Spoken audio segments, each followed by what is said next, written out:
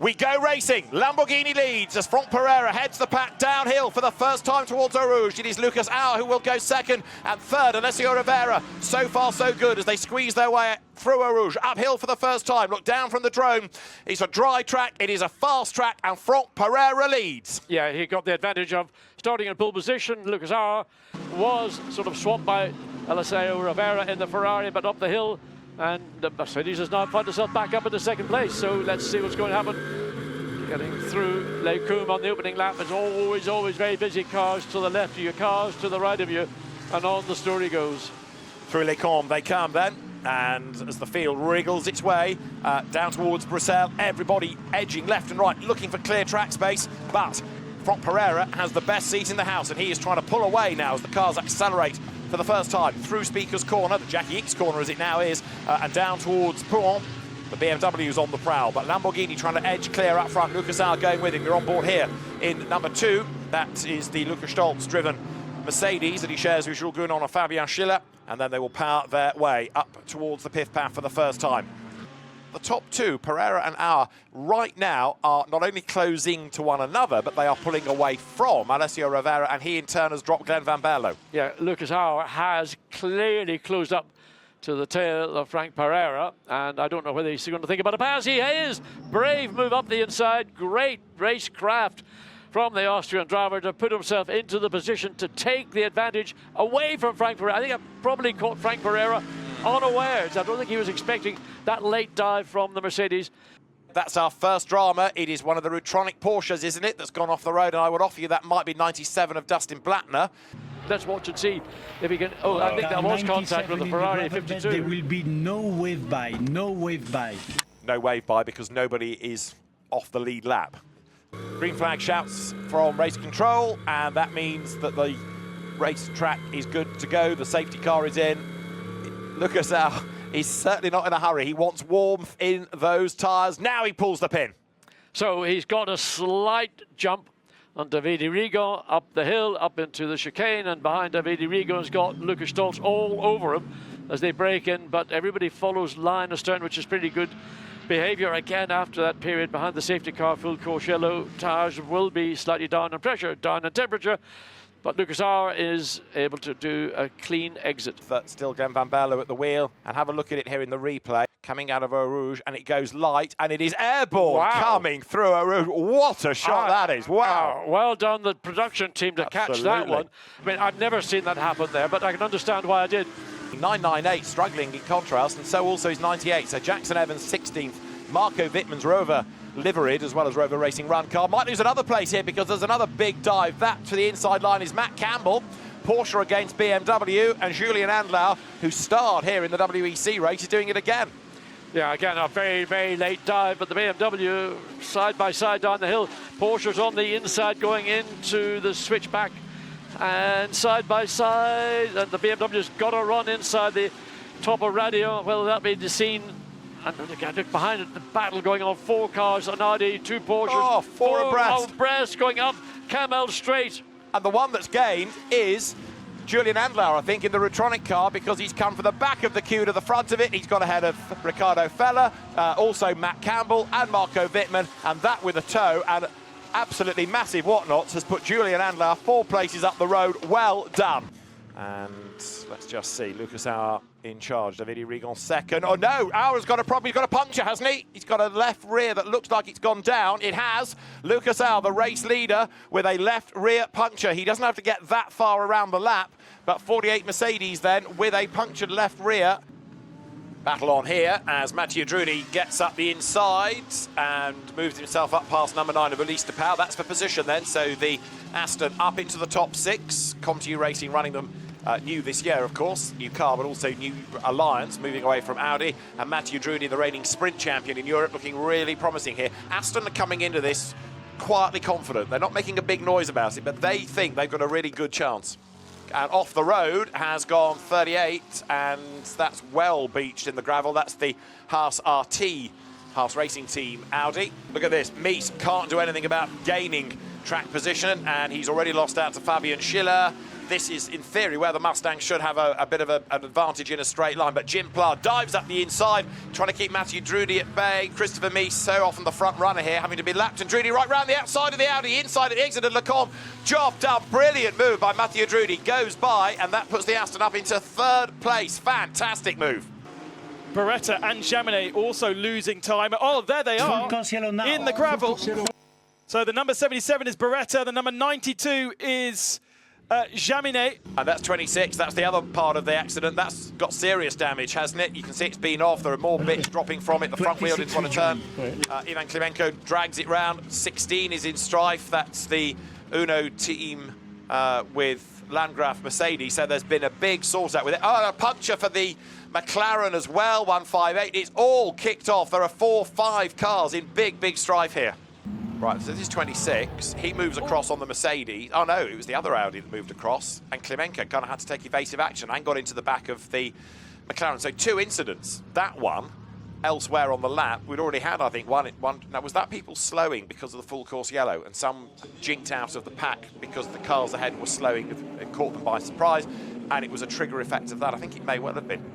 And now we start to assess. That is a radiator done, isn't it? Absolutely, that is a hole in the radiator, isn't it? And there has definitely been contact. Even the Lamborghini logo scratched, so he's gone under the diffuser of somebody. Oh, and that's the 992. What's happened to this? Oh, well, I mean, the tyres on the left side look fine. That looks like a technical problem. And has he got it fired up or not? It's hard to tell. Is that a low-revving Porsche engine rumbling away? This is Kevin Estre, Patrick Pilet and Lawrence Van Thorn. Absolutely. They just had an awful run of luck. Worst weekend at Spa I think I never recall. And it's just not gone. That car was taken back to the bare shell effectively over the last 24 hours. Let's see if we can get an idea of what may have been. Hold on. Where is it? Here's it there, the back end. Something goes to the back end. And you would have thought that might have been a tyre, but if it is. No, it's rear left suspension, perhaps? Wow. Well, listen, a lot of people have been saying just how much commitment they're making through Eau Rouge, and if that's the consequence of the increased speed through that corner, and it's just putting suspension components into a new zone of intensity. So we go quickly back to green flag. Not a huge amount of warning there, and a good reaction from Raphael Marcello here. He's got a McLaren in front. They've got the slow Patrick Pilet as well. They're side by side for the lead, and Marcello has to be very late on the brakes to get that one done, but he does, and he moves the 46 into the lead of the race. But look at the wobble in that left rear wheel. So bring that car back, Patrick Pilet, but look, the wheel is being torn left, right, backwards, whatever. Another pro car falls by the wayside. We think the 98 BMW has retired, and we can now have a look at what happened earlier. We lost 3 cars earlier around Eau Rouge, and we're going to have a look to what happened. It's Nicolas Bart in the number 12. Oh, blimey, and gets squeezed down the hill by, is that the 333? It is the 333. And a third car got involved. Okay, blimey. Yeah, so we saw a similar situation actually in the British GT, a bit nearer to the exit of La Source. So, oh dear. Oh, don't like that. A car stuck in the middle of the racetrack and nowhere to go. And I hope there's enough warning flags to ensure that everybody coming. Oof, dear, that is horrendous, absolutely horrendous. So anyway, there's a different view of it, and it's always a car stopped in the middle of a racetrack and traffic coming down. Sometimes they're on-sighted. I mean, you've just so many cars and everybody trying to avoid. And then another car comes down at full speed and whacks into the back of the... And this is Adrian De Silva in the Porsche that comes at pretty much unabated speed. Oof, look at that. I mean, those cars are doing... The yellow flags are out. They should be slowing down. They're doing over 200 kilometers per hour. And there it is. Oof. Past the fanfare they go, down through Eau Rouge. And Rossi's advantage is 0.4 of a second right now. The leading 27 cars have gone over the line, all on the lead lap. And it's a list that grows. As here they come, side by side. New leader, Marco Sorensen at Lecombe goes through. And Aston Martin leads the CrowdStrike 24 Hours of Spa. And that was a bold move. So this is going on for second place against Rossi. He gets a tow. Lights are flashing. All the grunt of the Mercedes gets him alongside. Not yet, he isn't. He hasn't gotten, he's about 3/4 alongside, but he's on the wrong part of the racetrack. He won't be able to, oh, well, he's done it. He's taken opportunity by the hand, and Valentino found himself eventually having to back out of it. So Max Gertz has made his way up, and the car that Davide Rigo in the pits as well. No, he's not, he's damaged. He's got a problem. Davide Rigon has fallen back into ninth place. Now, has he had a spin somewhere? Let's see. The lap time that he's just done was a 2:28. He's had a moment somewhere, and this might tell us it was a hip and shoulder from Valentino Rossi. Well, no, it was more of a tag from Valentino Rossi that turned him around. Valet might well have a case to answer there. Patrick Niederhauser gets past him as well. Patrick Niederhauser's left Porsche, but Davide Rigon there, no fault of his, I don't think. He was turfed around. And off the road has gone. That's 88, isn't it? That was going so well earlier on. The Audi off the racetrack. Moncini. It is 14th place. Leonardo Moncini into the gravel. And that's going to have to be pulled out. It is buried up to a Ducksters. So this was the bit of contact that turned around the Audi. I did wonder whether he had any help, and there's the answer. Yes, another car off through the gravel in avoidance, but I said at the time it was a strange angle, and it was not a spin as such. Here we go then, green flag is ready. We are back racing. This will put us onto lap 121. We have got cars heading for the pits then, and now we're going to see who the really brave drivers are, because the road conditions are not ideal. They're greasy, perhaps more than wet. They may not be consistent all the way round. There's rain in the air. You've got most of the field on slicks. Others are going for the pits in the background and onto wets. And Marco Sorensen leads Maxi Gertz as they come out of La Source. One word of advice, drivers, stay off the wet curbs. Chris Froggatt going nicely. We've done 6 hours, so all the track limit warnings have now been reset. At the end of this lap, you can award points. This is back on board with Chris Froggatt. He's absolutely flying. He's on wets. I would think that our fella is on slicks.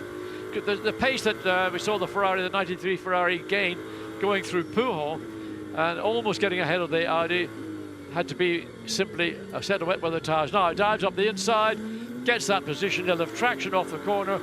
Riccardo Fella powerless in effect, although they are side by side coming down the hill.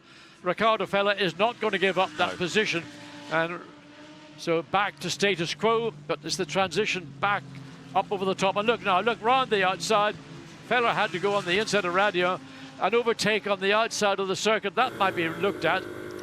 But Chris Froggatt up to 3rd place overall now in that bronze cut Ferrari. Fantastic effort by Sky Tempesta Racing. So 14 hours and 45 minutes remaining of the race, and we are back to green flag for the first time in over 2 hours, because we had at least a 15 or 20 minute full course yellow before the 105 minute safety car. And this is our lead battle, because of course everybody is jostled together cheek by jowl, and it is Dan Harper in the 998 Rover Racing BMW in 2nd place, and Dan Harper in that car potentially may end up with a penalty, because there is a question over whether he left the pit lane while the red light was still on. He thinks not, but he has been reported for an indiscretion. It might be that. So that is your top 3. 3rd place is 51 Ferrari. That is Alessandro Pierguidi, with Raffaele Marcello right behind, and running out very wide was the Porsche feed off the corner, and 48 is in the barriers. The early race leader, the 48 man filters Mercedes. From 6th place, Daniel Morad has a little drop. He's got it back on the circuit. I don't know if he actually hit anything. He was off the track and stationary. That was up at Les Combes, wasn't it, I think? We are just past the midway point of the Centenary Spa 24 hours as we go back to green flag racing off the end of our 11th safety car period. 14 caution periods, 3 were just full course yellow, the remaining 11 full course yellows. Full course yellow speed under investigation. Oops. Okay, so that's in 36th place. It's number 48. It's Lucas Auer. This is the car that's had so many problems. One fears there may have been a bit of contact. Who's diving up the inside? Well, that is really, really unfortunate. It's an AF course of Ferrari. Is that 52? Wait for it. Full course yellow, 10 seconds. Full course yellow is car 77. It's the Kessel Racing Ferrari. And Eau Rouge is a corner, and there's certainly plenty of Eau, and a snap to the right and then to the left, and then sideways in front of the giant grandstand went the Aston Martin. Who was following him through had a massive moment as well there. Look, not the next car, in this little group here, somebody has a massive sideways moment. There's a river of water runs across the track there, and there is what's left of the Aston, his right rear wheel rolling back down the track. So one of the 3 Walkenhorst Motorsport Aston Martins appears to be out of the race. We know it's since been loaded onto a flatbed. So the young Dutch racer, only 18 years old, is livid, upset, all rolled into one thing. There is your lead battle, 163 ahead of 911. Klaus Bachler really pushing Franck Pereira now. Really had his nose inside, down the inside, he goes through, change of lead. 911, call 911, there's been a mugging. Compared to the Ferraris, I would say tracking through every corner. With the BMW, it's a series of long lurches sliding. So up into here's an opportunity, and the undercut coming off the chicane should favour the Ferrari because it's going to have better traction, and it does. But the acceleration of the BMW is going to be sufficiently good to keep it in. I mean, it's going to be side by side going into the source. But Dries van Thor finally concedes, and the Ferrari takes the position. Go, go, go. And as across the line comes Max Hesse. He does go through. He's got Jackson Evans behind him. And up towards La Source they go. That BMW has been looking strong thus far. And Jordan Pepper can't do anything about getting through. But there, look round the outside. Pierre Guidi is ahead of Marcello for 3rd place. That was really bold. Yeah, there was contact with the Ferrari and the BMW. And last time around, BMW quick out a big off. And that is the lead car, his 2nd car. Joel Sturm off at Blanchimont. Into the tyres, through the gravel, over he has gone, and Joel Sturm off the racetrack. Here is the race-leading car, Max Hesse. Up into 2nd is going to be Alessandro Pierre Guidi. Up into 3rd place is going to be Raffaele Marciello. 4th, Mathieu Drudi. That's going to bring out the yellows, surely. Oh, absolutely. There's no question about it. So, he didn't even... I think that was wet track. That was high speed. I mean, the car went in there, well, certainly excessive of... I don't want to put a number on it, but that was a high-speed accident, and Joel Sturm was nothing less than a passenger. He could do nothing about it. Mathieu Drudi is about to get 4th place away from Alessio Rivera. Side by side, toe-to-toe downhill. You've got to be committed to do that. So committed. I think he was a little bit lucky that he was on the dry side, and Rivera had to back out on the wet, but yeah. Now let's just quickly catch up on this battle. Don't go anywhere, Ben, because it's well worth watching this. Look at the way that Mathieu Drudi tries to go around the outside of the traffic here. He's being hung out to dry a little bit because he's offline. There's less grip. Ferrari back up on the inside line. Rivera goes through, retakes the place. Fantastic racing. And now Charles Wirtz thinks, I want a piece of this. The BMW up the inside line as well.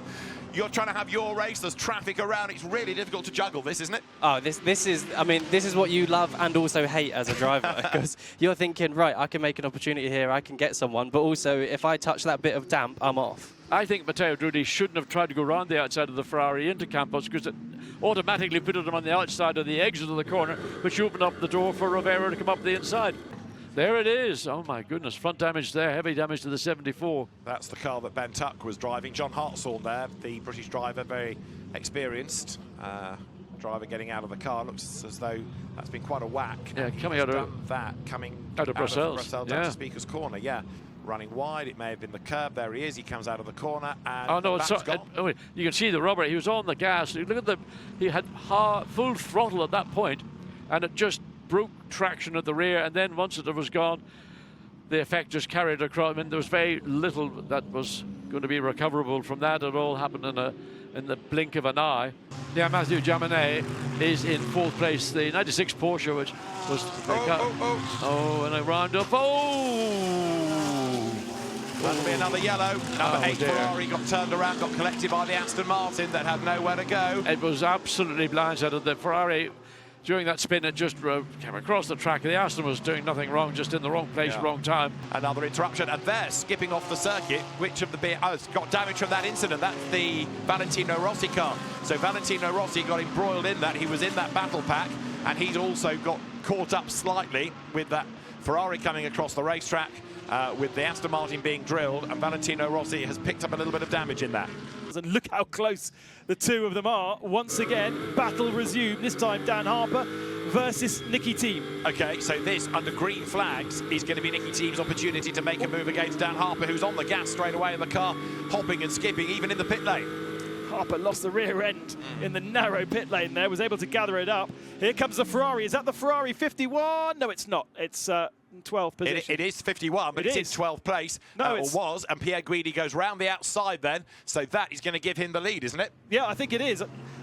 Now the telemetry updates. Harper defending hard from Nicky Team, who's always so aggressive, especially in the early part of the stint. He looks down the inside at Brussels. Is there space? Yes, there is. And it's complete change. And whilst these two fight, Davide Rigon in the number 51 Ferrari checks out. He doesn't want any part. It's Pierre Guidi actually in that car. And Pierre Guidi has set the fastest first sector of anybody. So he's going for the CrowdStrike fastest lap. We got quite concerned, myself and David Addison, regarding the drive time of the 92 car. Mathieu Gemini, we were watching, miss the pit entry and do a drive time of 68 minutes rather than what he was allowed to do, which was 67. We thought that it had been ignored. It hasn't. Race Control have issued a drive-through penalty to 92, and that means that it is going to drop out of that lonely fourth position that it was occupying. Copy. We see the cars ahead. Our only chance with the Ferrari is to go longer than him and hope for some intervention. Oh, what's happened to that? That's for the second time. Number 19 has expired in the pit lane. Remember, it had to be towed out of the way. Dear. And that is 51. Dear. That's the lead car that can't get into the pit lane. The leader is blocked in the pit lane. And there's just no way by. That Lamborghini has ground to a halt in the pits. And what do you do now to get that out of the way? The Ferrari can't push it. There's no marshal there to move it. And number 51 is in danger of losing the race because there's a car that has just ground to a halt ahead of it in the pit lane. And there's the recovery vehicle backing down to get to it. AF Corsa will be fuming about this. Oh, well, this could be the race lost. It is absolutely gut-wrenching. That's the second time that number 19 Lamborghini has had to be towed into the pit. So are they running it so far on the fuel that it just has nothing left when it comes in? Look, still Pierre Guidi can't get... Absolutely. Over a minute waiting. So now the driver's got to jump into the cab. There weren't two people there to do that. There's only the driver to jump out of the vehicle, pull it. He didn't have a mate there to do the attachment. And the Aston Martin team are over the moon about this. That was about 55 seconds of being stationary for the Ferrari before it was able to move. 007, we've been expecting you. It is about to drop onto the ground. The engine will fire, and away goes Mathieu Drudi. And look, he's almost at the pit outline, so now he can accelerate. This could be the biggest race victory of his career. And this, remember, is for fourth place. A very fired up Alessandro Pierre Guidi is on the back of David Pittard. Comes up to the braking zone. There's the third place car, the Porsche just up the road ahead. This is for fourth. To the outside line goes Pierre Guidi. Contact between the two. Damage. Off the road goes Pierre Guidi. And Pittard delayed in all of that. Pierre Guidi has done it, but by going off the racetrack. So I think there might be... Oh, there we go. Good pass down the inside. To some degree, Julian Andlar maybe didn't really make a big deal of it. So that's third place now for 51. That might be where it ends, this charge. Into the pit lane comes 998. Oh. So despite what we were thinking, they're not taking any chances, and they're going to possibly just do a drive-through to reset the clock, but that's going to put the Ferrari up into second place. The checkered flag awaits. History awaits, because the 007 Aston Martin is about to accelerate its way now up towards the checkered flag. It is going to be a win for Aston Martin, for ComTu, for Mathieu Drudi, for Nicky Tim, for Marco Sorensen. In the background, the Pro-Am winning Mercedes of George Kurtz comes through, the CrowdStrike sponsored car, but there is utter delight down in the pit garage for ComTu. Let's have a quick look then at the provisional results. The top 20, Mathieu Drudi, Nicky Team and Marco Sorensen, the victors, ahead of Alessio Rovera, Davide Rigon and Alessandro Pierre Guidi, with Dries van Thor, Sheldon van der Linde and Charles Weerts for third. Gold, the winners, Al-Fazl Al-Zubar, Dominic Baumann, Philip Ellis, Mikael Grenier. Bronze, Max Hoffa, Dylan Pereira, Alexei Nesov and Andrei Mukavos. And you've got to go a bit further down to find the silvers. In the end, 25th, Yannick Nattler, along with James Cale, Anthony Bartoni and Aaron Walker. Marco Sorensen, Nicky Team, Mathieu Drudi win the CrowdStrike 24 Hours of Spa in this centenary year.